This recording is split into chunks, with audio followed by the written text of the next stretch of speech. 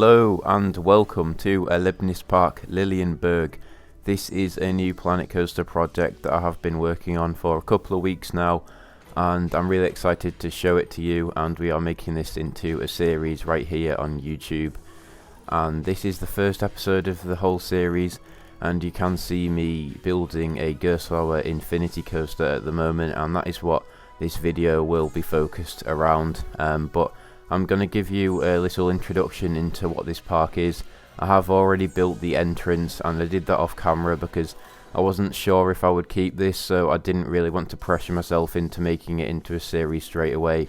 And now I can see where the park will be heading in the future, so I want to show it to you. So I recently visited Germany, and that inspired me a lot on this new park, and it is located in Germany.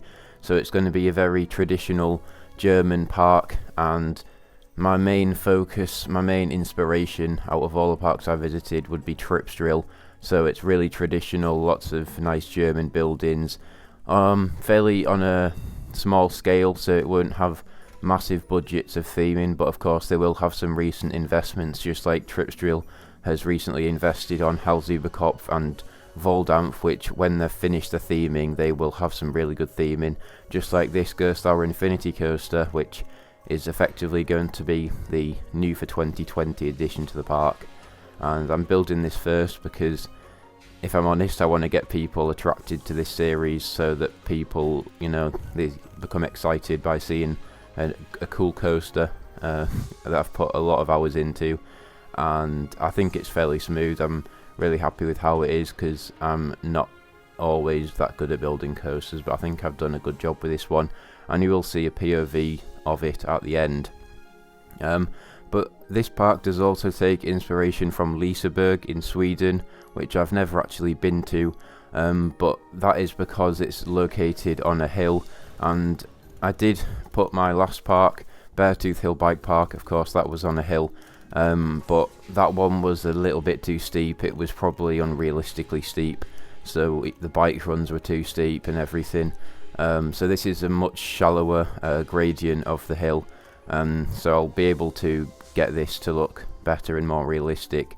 And yeah, I just love building on hills. It adds a lot of variety, makes the park stand out a lot, and you get like lots of different sight lines, so especially filming cinematics when you've got a hill, you can see multiple rides in the background instead of just being on a horizontal line.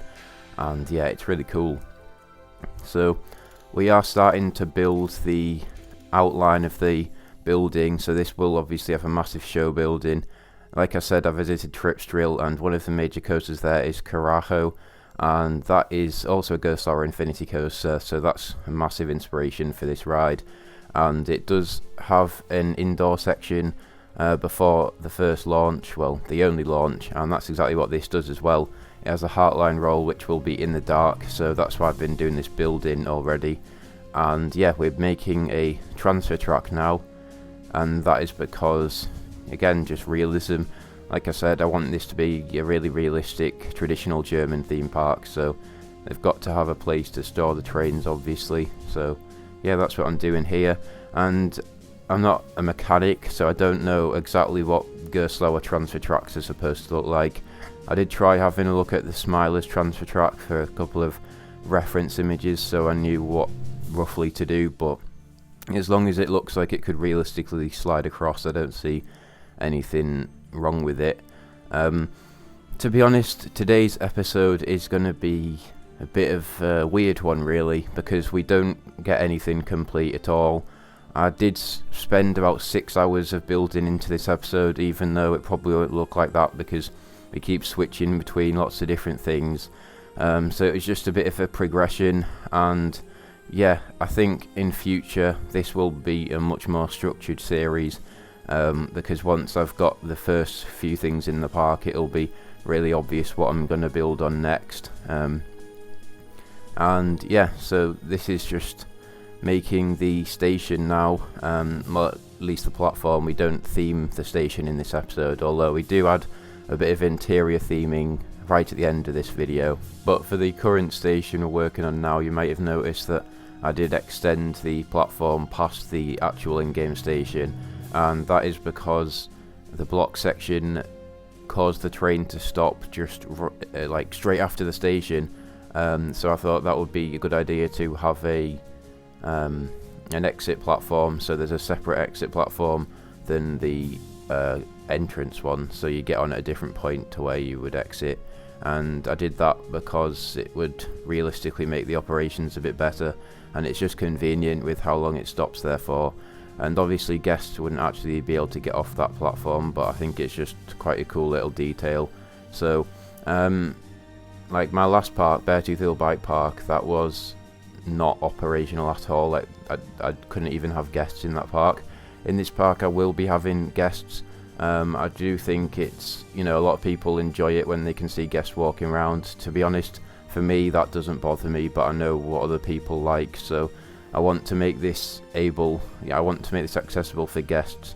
But there will be some points in this series, I'm sure, where I'll have to compromise, and they might have to be, glitching through walls and stuff like that, just so that I can make it look good, because I'd rather it look good without guests than have guests walk around realistically, because it's quite hard to explain, but I hope you know what I mean.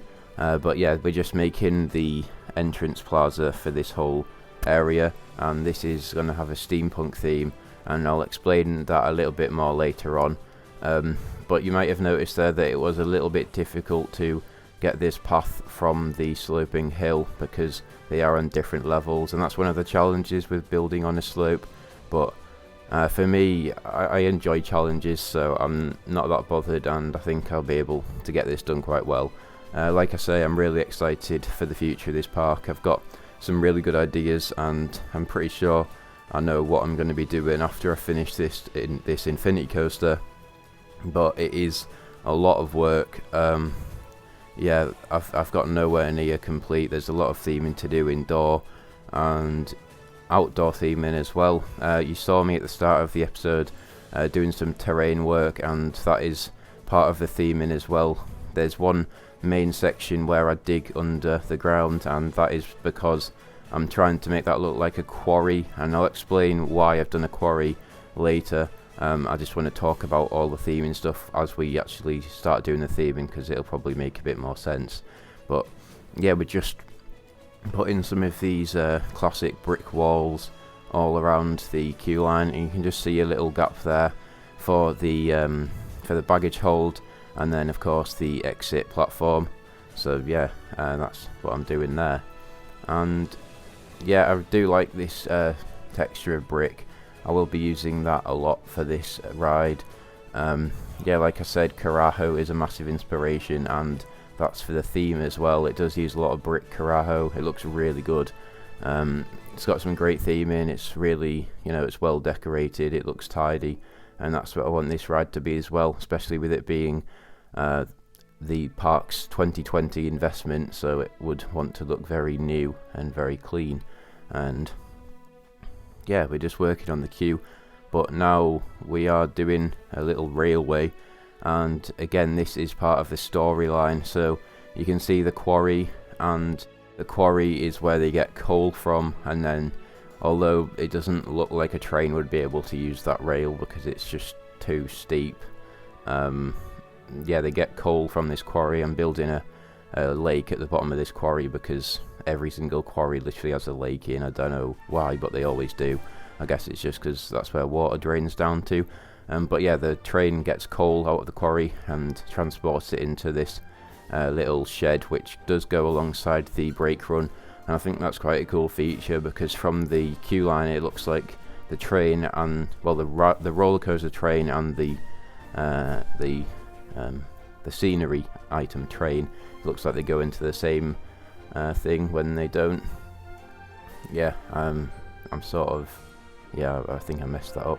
Anyway, you should hopefully understand what I'm doing, but it doesn't matter. You'll see, like, in the future what I mean. Yeah. Okay, I'll move on. So we are making a little space here, and this is actually for the operator's cabin.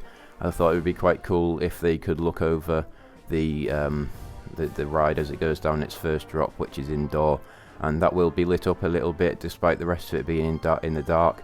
and I was thinking the ride operators could have sort of steampunk costumes on, and it could almost look like they're actors and they could somehow wave at the people going down the drop or something like that. I just thought that would be a cool feature to have. But yeah, we're almost onto the queue line now, I think. But yeah, making these buildings does take so long. You've noticed that I'm using grid pieces. I know some people have just abandoned grid pieces and started using the TMTK items, but I still find grid pieces helpful because they just help me align everything, and yeah, it's just sometimes it's easier and it's quicker to build them, but you do have other problems. But yeah, we're just making some of these gravel pieces from the TMTK item. Well, not making them, but we put them in this little minecart, so it looks like they've collected coal, which is ready to be shoveled into this room. And this is the first room, the first indoor room of the queue line, and this does follow the storyline a lot. So you can see me putting in these pistons now, and yeah, the pistons will then connect to cogs, and somehow the cogs are gonna make the roller coaster go really fast on the launch. It doesn't make sense, but it doesn't have to, you know, it just sort of fits. So basically the whole queue line is gonna show a progression of how they get the coal and then transport it into some kind of kinetic energy so that they can make the coaster go really fast. And that's about it. So I'm making this almost like a big steam engine room. So yeah, you'll see me putting in the boilers very shortly, I think. But yeah, so the pipes transport steam into these pistons, which push the the pistons push the cams to make circular rotary motion, which turn the cogs. I did do a bit of engineering at school, so I think I know some of those words. Yeah, so something like that. So yeah, you can see these boilers and these fire boxes, whatever they're called. So they put coal into the bottom, and then there's a pipe out the back of the boiler which puts water in, and then the water makes steam, and yeah, into the piston. So yeah, I did build this in a different order, so that's why it does seem like I've been struggling to explain it before. And yeah, I'm really happy with how this room looks. You don't really see me putting in the full detail this episode. I did do quite a lot of it off camera because I just realised that I'd got way too much footage to put in this video and it was going to take ages. So I've also done the full custom supporting of this coaster. I did that off camera, but for the POV at the end of the video you will see the custom supports there, and you probably saw them for the starting cinematics as well. But yeah, I have done a lot of stuff off camera in this park, and I will probably be doing more off camera, but I hope to be able to show you as much as the progression of this park as I can through these videos. But that's all from me. I hope you're just as excited as I am for the future of this series. So yeah, stay tuned for the next episode, and here is the POV. Goodbye.